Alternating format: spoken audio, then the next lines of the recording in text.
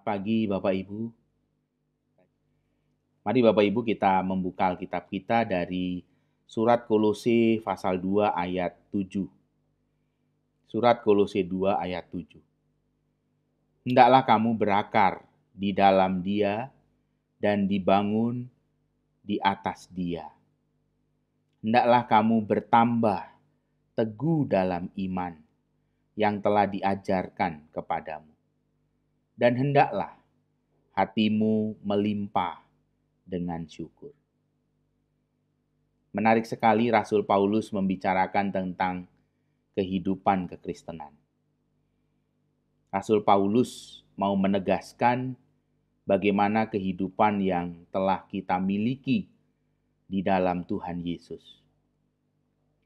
Kehidupan yang kita miliki di dalam Tuhan Yesus menjadi sebuah kehidupan yang terus bertumbuh, menjadi kehidupan yang terus semakin nyata di dalam karya kehidupan.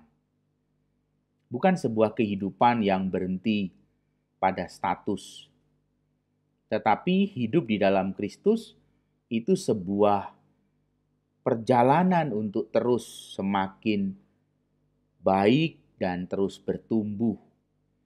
Sehingga digambarkan di sana seperti tanaman yang berakar, hendaklah ia berakar di dalam Kristus.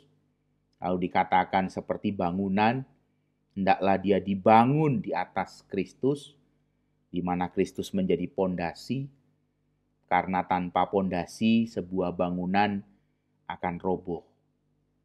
Demikianlah kehidupan. Kita harus terus membangun di atas Kristus, kita harus semakin berakar di dalam Kristus. Di mana iman kita akan menjadi iman yang teguh menghadapi kehidupan ini, bahkan di dalam segala situasi kehidupan Bapak, Ibu, dan saya, kita semakin menjadi orang yang bersyukur. Kita dimampukan untuk bersyukur di dalam menghadapi segala persoalan kehidupan kita.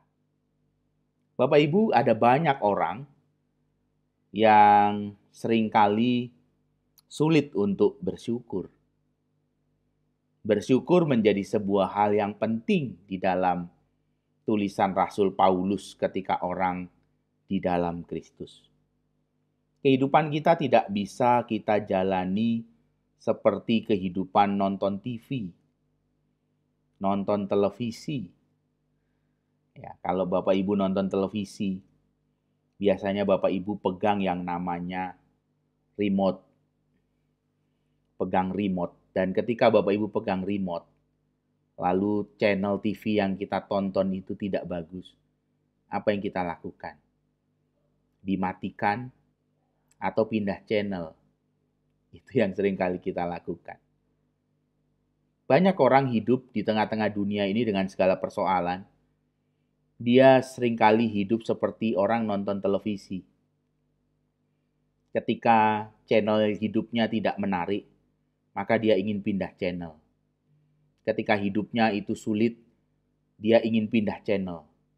Atau kalau perlu, dimatikan saja. Itu yang seringkali terucap dalam kehidupan orang percaya. Orang yang kemudian menjadi rapuh di dalam imannya, tidak teguh, selalu lari dari segala persoalan dan pergumulan. Bapak Ibu, kita diajak untuk melihat bahwa ketika kita di dalam Kristus, kita menjadi orang yang berakar, orang yang dibangun di atas Kristus, orang yang teguh imannya, dan orang yang bersyukur di dalam Kristus. Bapak Ibu saudara sekalian, andaikan kehidupan kita mengalami situasi yang sulit, andaikan kita punya anak yang meninggal karena kanker otak di usia 22 tahun. Selain itu, kita punya pasangan yang menderita kanker payudara. Lalu kita punya anak yang satu lagi sebagai seorang anak yang mengalami gangguan jantung sejak lahir. Sedangkan kita sendiri adalah seorang yang juga sedang menderita kanker dubur. Kira-kira Bapak Ibu, apa yang kita akan lakukan dengan kehidupan semacam itu? Kalau kita melihat, pasti tidak ada seorang pun yang ingin memilih kehidupan seperti yang saya katakan. Anaknya meninggal pada usia 22 tahun karena kanker otak. Anaknya yang satu dalam kondisi juga sakit, kondisi jantung tidak normal sejak lahir. Istrinya menderita kanker payudara, dan dirinya menderita kanker dubur. Pasti tidak ada orang yang ingin memilih hidup seperti itu, dan memang tidak bisa dipilih. Tetapi siapa orang yang mampu menjalani hari-hari semacam itu tanpa menjadi putus asa? Bapak Ibu, ini adalah sebuah kisah hidup, kisah nyata dari seorang bernama Jack Ma. Jack Ma adalah orang terkaya di Cina, salah satu orang terkaya di Cina. Dia adalah pendiri Alibaba e-commerce. Dia orang terkaya di dunia, salah satu orang terkaya di dunia. Itulah yang menjadi kondisi keluarganya. Putranya meninggal karena kanker otak pada usia 22 tahun. Istrinya menderita kanker payudara. Satu anaknya lagi menderita kelainan jantung sejak lahir. Dan dia sendiri adalah seorang yang menderita kanker dubur.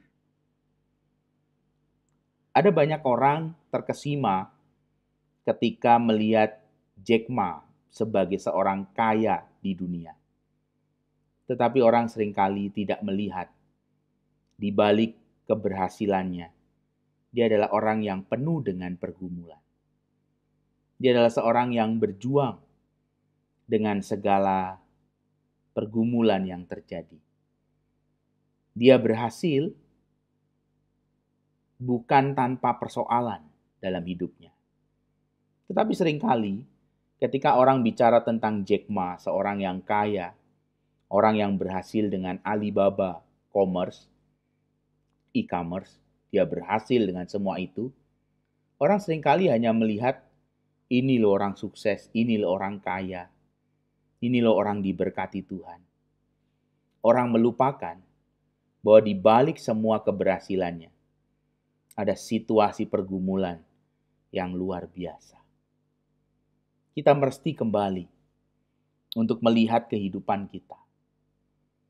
Bisa jadi Bapak Ibu, kalau Jack Ma, seorang yang kaya, pemilik Alibaba e-commerce itu, melihat kehidupan kita, mungkin kita tidak kaya seperti dia. Mungkin dia juga merasa iri, ingin hidup seperti kita. Yang sehat, yang baik-baik keadaan tubuhnya, keluarganya, anak-anak kita semua sehat. Mungkin dia juga akan merasa, andaikan aku bisa hidup seperti mereka.